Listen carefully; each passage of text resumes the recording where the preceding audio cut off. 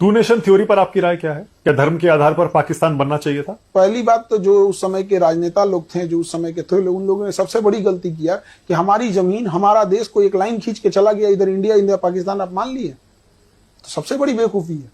पहला डिसीजन होना चाहिए कि हमें रेड क्लिफ लाइन नहीं चाहिए, पूरा पाकिस्तान हमारा है।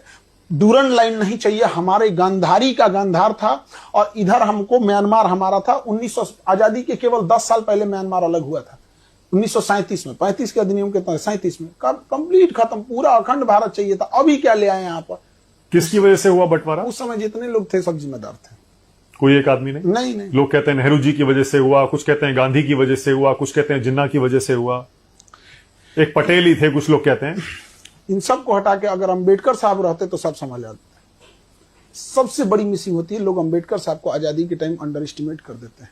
जिसने संविधान लिखा है, जिस संविधान की आप शपथ लेते हैं, उस संविधान के निर्माता को आप पूछते तक नहीं है। संविधान जब देश बनता है तो हम ये पढ़ते हैं, आप तो पैरवी करते हैं सरदार पटेल को होना चाहिए, आप एक आदमी पैरवी करता है जवाहरलाल नेहरू को होना चाहिए। हम ये पूछते हैं क्या इन दोनों से योग्य अंबेडकर साहब नहीं थे?